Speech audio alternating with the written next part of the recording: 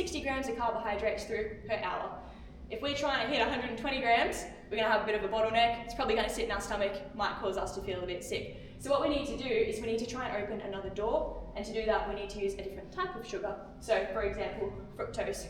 Again, analogies, I feel like they really help people to understand. Hopefully this is an okay one. But I sometimes think, say you're in a building and the fire alarm drill goes off, and you've got 90 people trying to come down the emergency stairwell and all rush out of that door.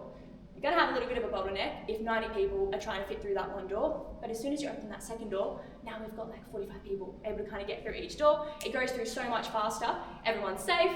It's the same thing that happens in our gut as well. And both of them, technically, as far as we're aware, are saturated at about 60 grams of carbs per hour, which is why the technical upper limit for nutrition is about 120 grams of carbs per hour, because if we can kind of get 60 grams of each coming through each door, we're going to have minimal carbohydrate residue left in our gut, meaning ideally less gut upset and really fast absorption as well. So I don't really know how it works with these people technically having like 200, 240 grams of carbs per hour.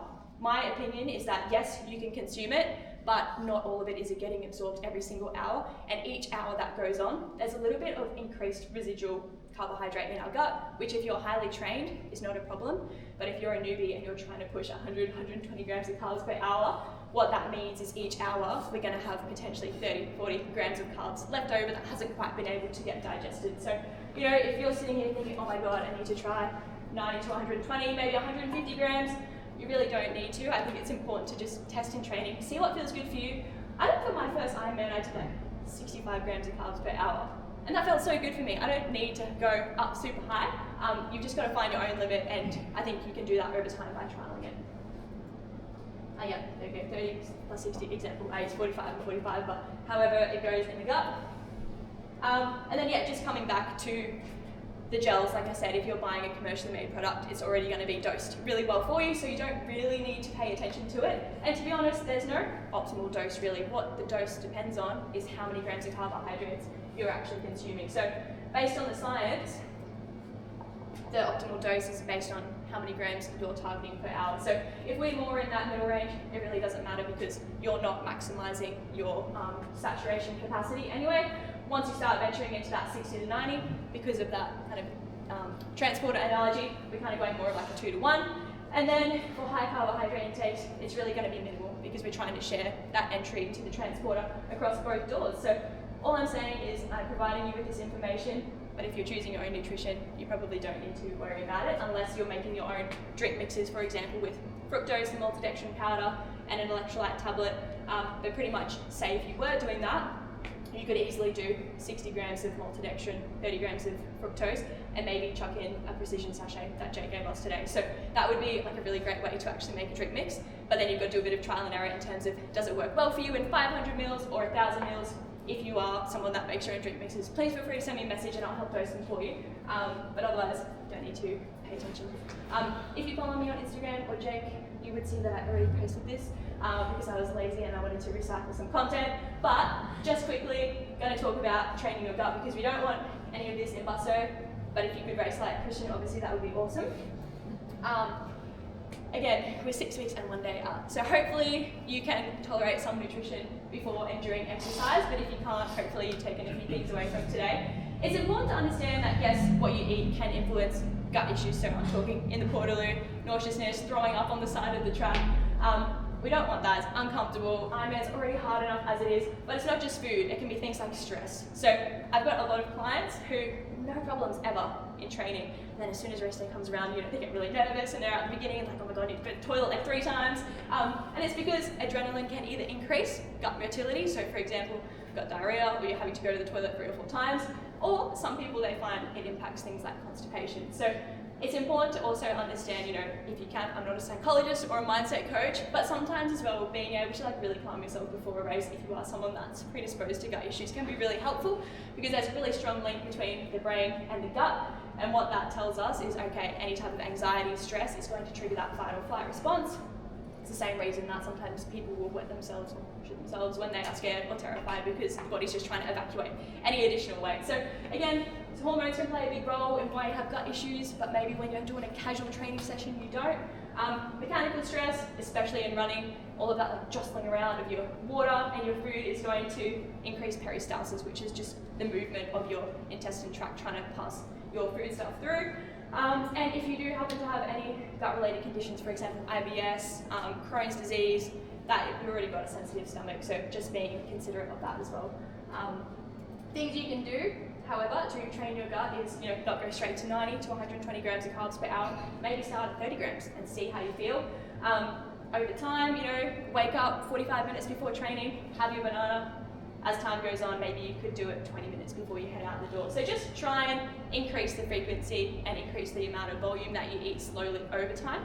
So you're not going straight, waking up, bowl of porridge, out the door. If you've previously been a fasted trainer, just start with a rice cake or something like that.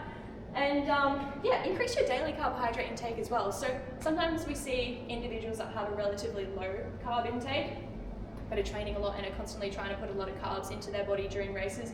They really struggle because their body's not actually used to consuming that many carbohydrates on a day-to-day basis. So if you want a copy of the slides, I can give them to you, but kind of going back to that first slide about the amount of carbohydrates you should be having per day, see how you fit, because if you're constantly having, say, a lower carb, more ketogenic diet, chances are you might struggle to digest carbs when you're training, purely because your body is not as efficient as at digesting them.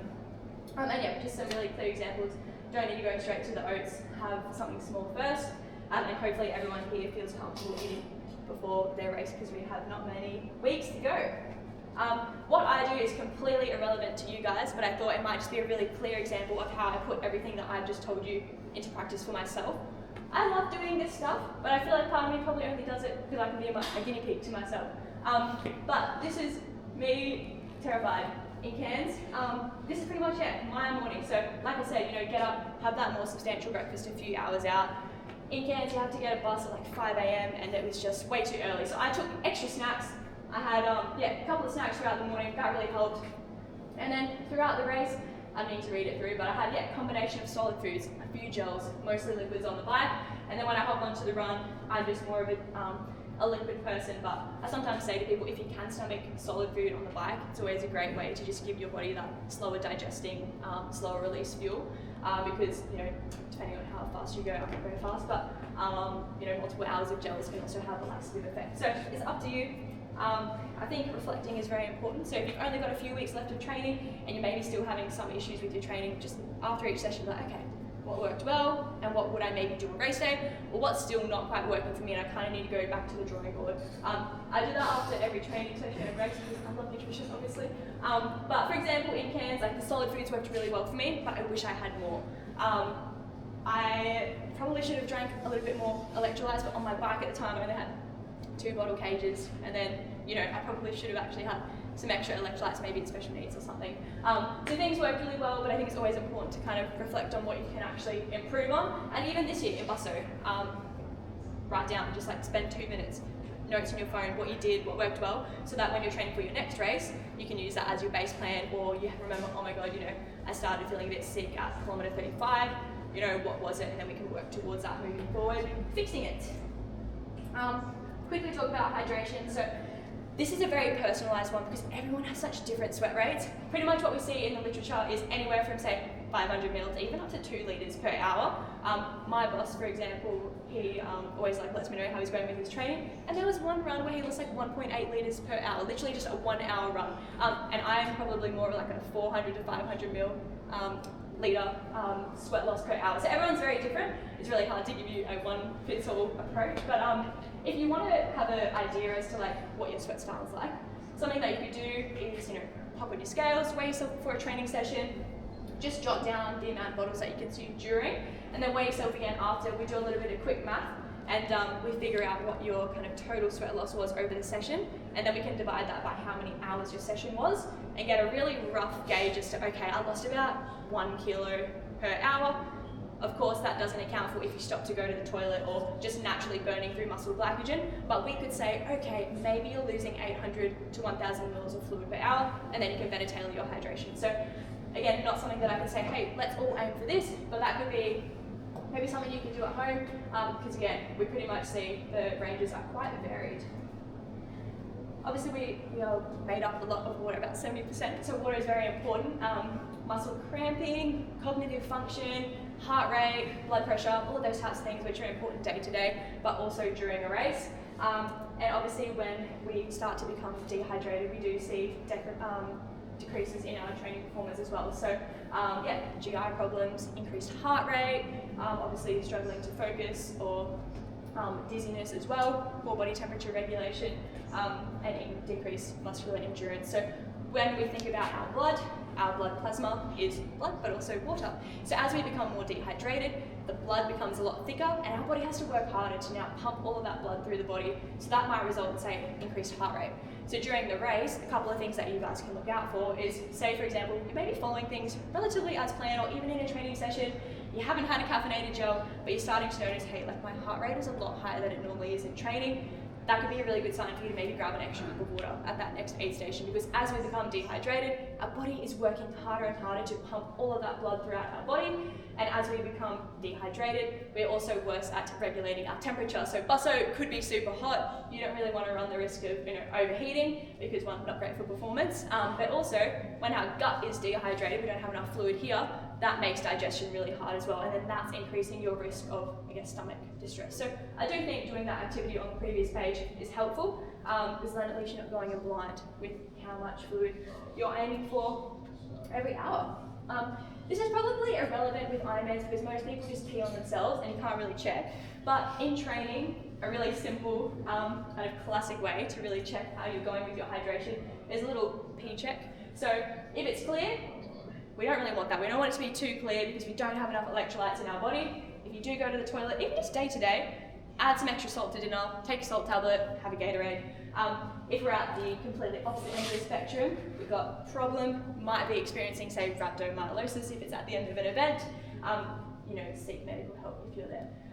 If, however, you're starting to notice your urine being quite dark, what I would actually say is it's likely that there's too much sodium or too many electrolytes present in your blood, so maybe actually just get some more plain water in. So it's really hard these days. Some electrolyte companies, they're adding vitamin B into their products, or say for example like a Berocca, and when you have a lot of vitamin B, that makes your wee like very fluorescent yellow. So those types of things can kind of disrupt our little test here, but just keep that in mind. If my pee is too clear, I need more salt, and if my pee is starting to get quite rich, I probably just need some more plain water. And yeah, why do we not want clear pee? So too much of a good thing can be a bad thing. So if you're doing a race, when we sweat, we're not just losing water, we're also losing sodium, potassium, magnesium, all of those electrolytes that are in your favorite drink mix. And when that happens, our blood sodium starts to decrease, and that means that our body is no longer able to retain enough water, and we're just flushing out all of our electrolytes. That can cause things like dizziness, lightheadedness. Worst case, it can actually cause a coma. So we really don't want to have like super clear pee. And during a race, even if you get to a point where you're struggling to stomach, your Gatorade, or struggling to stomach your gels, do the best that you can to at least grab the electrolyte cups on course, because you're going to run out of, I guess, fluid way before you run out of fuel in a sense. So if, say, you were in a race and you're really struggling to get anything down, you just keep vomiting, whatever it might be, don't force that extra gel down if it's going to make you feel sick, but do the best that you can to at least take some electrolytes in at the aid station. I would say if shit starts hitting the fan, prioritize your hydration over your nutrition. We've got enough fat on our body to get us through, and if you're struggling by that point, you're probably more in that like zone 2 area anyway, so your body's not going to be burning as many carbohydrates. I know, sorry, I'm talking for a long time, but we'll just quickly talk about some supplements, because I feel like supplements are exciting, and if you guys have a great coach, great training, good nutrition, supplements can kind of be that really great addition to your training load. They should never replace a good diet or good programming, because they're called supplements for a reason. Like I've said here, they're not there to replace anything. But when it comes to sports supplements, there are a few that could help you in an Ironman. So nitrates is the first one. So you've probably seen those little beetroot shots around at like the running centre or anything like that. And ultimately what beetroot is a great source of nitrates. What that does, it increases nitric oxide in our blood and increases vasodilation, so our blood vessels dilate and we can transfer a lot more oxygen throughout the body. When you're running, like I said, running max pace, you're not getting a lot of oxygen in through breath. So what this does, it helps to really speed up and enhance that blood flow delivery to our working muscles, which is fantastic. Typically, it's more helpful in, say, maximal effort events like a time trial or like a sprint, but throughout an endurance event such as an Ironman, you're probably going to have periods of that where you're feeling great, or you're trying to overtake your mate, or you're trying to get a PB down the red carpet. So even though the entire race might not be at that maximal effort, there are still a lot of benefits to show that nitrates can be a helpful addition. I've never tried them. Apparently they taste pretty disgusting. So if you don't want to take it every day, you can still get a lot of benefit just adding it in race week. So what you want to do is you want to aim for anywhere 300 to 600 milligrams per day. That's easily just one of those nitrate shots. Have it every day for maybe 7 days leading in, and also on race morning. That can be a really great way to just load it into your body. It's not great if you're getting up in training and you're out the door 30 minutes later, because it is a bit of a slower working supplement. It takes about 2 to 3 hours to actually kick in. So you're better off using it, during race week or on race morning when you're up. You've got plenty of time beforehand. And like I said, don't need to take it every single day. If you love beetroot juice, go for it. It's naturally a really great source of nitrates, but the supplements specifically are more potent and more concentrated. So really yum. If you don't like beetroot at all, you can also get creatine nitrate supplements from like bulk nutrients. They're really great too, and you could probably take those year round because they don't taste yucky, but they do have creatine in them as well. So if you do take creatine, just like make sure you're not taking too much. On that note, creatine. So I feel like creatine is probably more so hyped up in the powerlifting strength space, but there are still some benefits for endurance athletes, and I suppose to complement Kate's work in terms of the strength training that we're doing. So with creatine, it's not only great for, say, increasing lean muscle mass, hypertrophy, recovery from training, but it's also got fantastic cognitive benefits as well. So I work a lot with combat athletes, UFC fighters. They're getting knocked to the head a lot, so they've got high concussion risk. Ultimately, we don't really cop that in triathlon, but there's also that risk that you might, have a bike crash. Johnny last year in Ironman's a perfect example of that as well. We saw an accident today. So creatine can be great as well just to protect your noggin. However, really good point down here from probably one of my favorite sports nutrition scientists is that the positive effects of creatine on performance generally reduce as exercise duration increases. So naturally, 70.3 full Ironman, very long distances. And I guess the reason why is because when we think about the role of creatine, it's involved in our rapid fire energy metabolism. So if anyone did chemistry or biology in school, you might recognize this, but ultimately we've got the 3 different types of energy cycles where our body is producing energy, or ATP, which is our body's energy currency. You'll see that creatine is more involved in the ATP cycle, which is, say for example, you're in the gym, you're doing a max deadlift, max clean and jerk, you're doing 100-meter sprints, our body is generating that very quick energy, and creatine is actually involved in that process. So from an energy metabolism perspective, creatine is really helpful. But in an Ironman, we're not necessarily going at that intensity for the entire time. There are short bursts of that within our training though.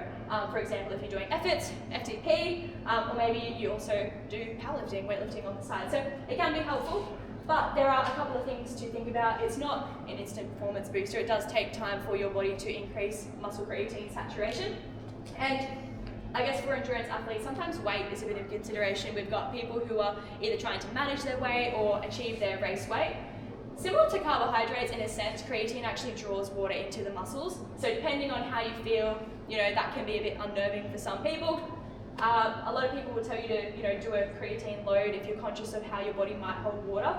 I would say don't worry about it, but if you take a maintenance dose of 5 grams per day, over time that's going to help see your muscle creatine still saturated and is perfectly optimal for musculoskeletal and also cognitive benefits. If you find that your body doesn't retain a lot of water, you can easily increase that to 10 grams per day as well. The last one that we will talk about is beta-alanine. So there's also probably I would say a bit more preference in the endurance space for bicarbonate. I'm not sure if anyone's tried it or read about it, but I've put beta-alanine in here because we need a much smaller dose for it to be effective, and anyone who has tried to consume bicarbonate in the doses that is needed for performance, it's incredibly irritating. It can lead to acid reflux, which we don't want coming into a race. So beta-alanine can be fantastic because what it does is it increases carnosine in our blood, which acts as a little bit of a buffer when we're developing lactic acid. So again, max efforts, threshold, tempo sessions, when your legs start to feel really heavy, that is an result of energy metabolism. So when we're working hard, we want to work hard, but then you kind of get that heavy legs, restless legs at night. That can sometimes be a result of just increased lactic acid in the legs. because it's toxic ultimately. So what the beta-alanine does is it helps to buffer that, acts like a little bit of a sponge and soaks up some of that acidity that's created in the blood, and that can be helpful because it delays fatigue during exercise, but it also enhances recovery afterwards because we don't have as much toxicity in our muscles, meaning that we can bounce back a little bit quicker as well. For anyone that has ever taken pre-workout or does take pre-workout, beta-alanine is the ingredient in it that causes that tingly feeling. It's not a stimulant, so unlike caffeine, you can take beta-alanine right before you go to bed and it's not going to keep you awake. But just something to be considerate of if you are taking it. If you're starting out, we need to have a relatively high dose of about 3 to 6 grams, and if you take that at once, you'll probably be like really tingly, which is not very nice at all. So we typically say break it up. Maybe you could have some with breakfast, some with lunch, some with dinner. Like I said, it's not a stimulant, so it doesn't matter what time of the day you take it. And then if you've been taking it for a few weeks, honestly, 1 gram per day is going to be fantastic. You don't need to take it every day. If you're going out for an easy long run, beta-alanine is not really going to help you. But if you've got a tempo run or hill repeats or a threshold bike session, it can be really fantastic to add in on those higher intensity days. So yeah, just something to keep in mind. I feel like Kate and I didn't plan this, but she kind of also mentioned something about race shoes. And I feel like with endurance, there's so much gear. You can have all the fancy, everything. There's so much stuff. But call me biased, I would say it's probably the wrong order of prioritization. I'm not a coach, but I feel like having good training and a good program is probably the foundation of having a really successful race. And you often hear people say, and if you don't, you're going to hear me say, nutrition is the 4th discipline of triathlon, really, in terms of how much it can really make or break your performance. I've done sport my entire life, and I feel like nutrition has never been as important as it is in triathlon because it's unnatural to eat and exercise and you're doing it for hours on end. If you get it wrong, it's going to completely derail your event. And I'm not an elite athlete at all. I'm just kind of doing this for fun. But I sometimes am always waiting in a race to need to go to the toilet or throw up because you hear so many horror stories, and I feel like I'm just so grateful that so far have not had those experiences, but I feel really awful for the people that do. So I feel like I take my nutrition seriously, and I would say carbon-plated shoes are still important, but so is good nutrition as well because it can really, I think, in my opinion, I work with a lot of endurance athletes from beginners to, Kona, everyone like that. Nutrition is a really big part of it, so just in your day-to-day or your training nutrition, if any of this resonates with you, hopefully you can take something away from today that will help. I don't put a, did I maybe? Oh yeah, I have a little QR code too. So if you don't follow me, please feel free. I'm really terrible at checking my messages sometimes, but if you do have a question or you ever want to reach out, please message me. I promise I will get back to you. And if you ever need support, I'd love to help. And good luck for everyone at Busto. I will not be watching, but I will be there. I'm not racing, but I will be there watching. And if you have any nutrition problems or questions on the day, please let me know. So yeah, good luck with the rest of your training. And if you're there at the run or swim tomorrow, I'll see you there. And make sure you eat beforehand. So yeah, thanks everyone. Does anybody have a question at all?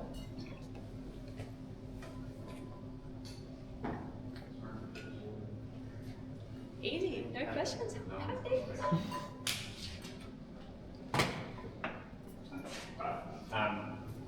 Do message Lauren to group follow-up on Instagram. We'll give you guys a quick little break. Then we've got Nick, who's talking bike fits. Set his laptop up. A little break. Not grab that.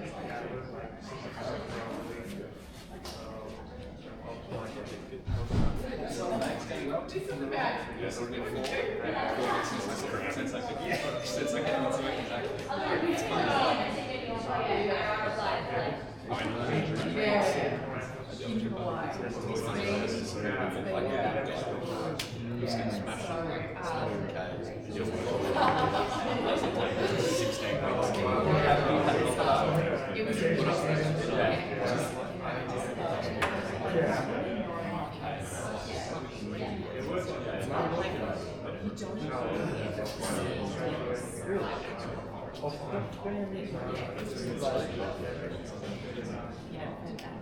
kind of good. And so what happens is just happen all the time.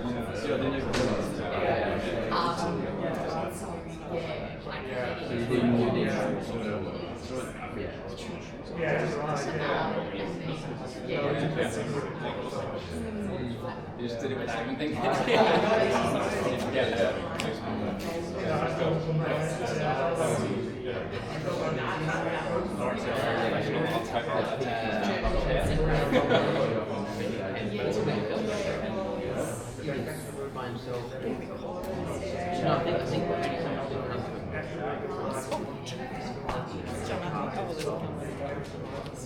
Got it on the field.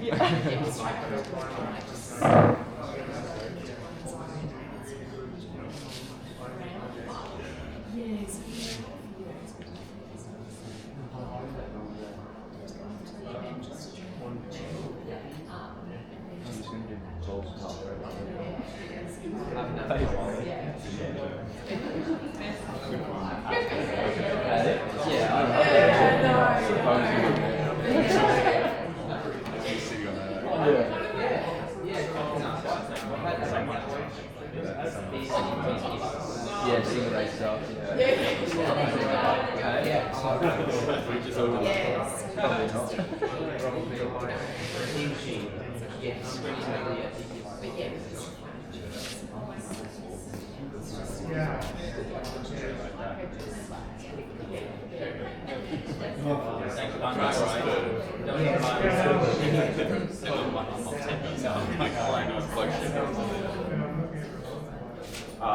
Everyone good to go? Cool. This is Nick. I'll let him introduce himself. Hi everyone, my name's Nick. I'm going to chat to you today about bike fit and aerodynamics. So I'm a bike fitter. I've been doing this since 2018, and I thought if I chat to you just about bike fit alone, it's a little bit dry. I'll probably lose all of you. I'll try and make it a little bit more exciting and chat a little bit more about the aerodynamic side of things as well today. So hopefully that'll pique your interest a little more than just the bike fit itself. So, yeah. Evolution of bike fit and bikes. These three photos are very approximately 20 years apart. This is around 1980, this is early 2000s, and this one is very recently, within the last year or so, I think. Obviously this is Captain Obvious, but huge evolution, not just in the bikes themselves, which you all know about, but bike position and the way that we ride on bikes compared to what we used to do in the past. Ironically, there's actually a little bit more in common with some of the bike positions that riders had probably through the 80s than there was in the early 2000s. So kind of like what's old is almost new again. So funnily enough, lots of the things that riders did do 40 odd years ago actually might well be very good in today's world as well. Aerodynamics and bike fit positioning in the early 2000s, a lot more questionable, I would say. There's probably, of these three photos, this is actually the mid-2000s. It's probably the one that would be the standout as one that probably has the most opportunity to improve upon. But nevertheless, as you can see, obviously, the bikes themselves, you know, we've got the real old school setup here, down tube shifters, totally rounded and squared frame shapes as well. Obviously, as we moved towards 2000s, aerodynamic profiles came in and were really common, and so bikes themselves became more aerodynamic, as did the wheels. And then obviously, as we all know today, bikes are pretty awesome. A lot has changed, and obviously, no doubt in the future, a lot more will change, but fundamentally, what is really important about bikes, not just their aerodynamic properties, but how they fit and how we can position ourselves on the bikes to make sure that we get the most out of our riding. So, the importance of bike fit. This is kind of, I guess, like a little bit of an obvious one, but it's worth just kind of noting the basics here. Firstly, comfort. Obviously, all of us want to be more comfortable on the bike. So, some of the most common complaints that I get when it comes to bike fit, and I think this is pretty universal, will be saddle discomfort. Quick show of hands, who's either currently uncomfortable in their saddle or in the past has had saddle discomfort? Yeah, I mean, I think almost all of us have probably dealt with it at some point. So this alone, like I said, is probably the standout one. It's something that, if you're dealing with it at the moment, don't worry, don't lose hope. There is almost certainly a way around it, whether it's bike fit itself or a different saddle. Unfortunately, with saddles specifically, it's something that sometimes does take a fair bit of trial and error. But nevertheless, even a saddle that currently might not feel great for you, once we get everything positioned properly, has a better chance of being more comfortable for you. It's not to say that it will definitely work, but we can normally make the best of it. However, sometimes at the end of the day, we do just need to say that you might be better off trying something a little bit different and changing a saddle. Some of the other things that we see, knee pain, hip tightness. This is extremely common for triathletes especially, as we find ourselves obviously in an aerodynamic position, in a more acute hip flexion when we're in the aero bars, that is. Lower back pain, very common as well, and obviously shoulder and neck pain, again, fundamentally because of holding that aerodynamic position. So everybody obviously wants to be more comfortable on the bike, and so this is always one of the primary objectives that we have whenever we're looking at fitting somebody's sled bike.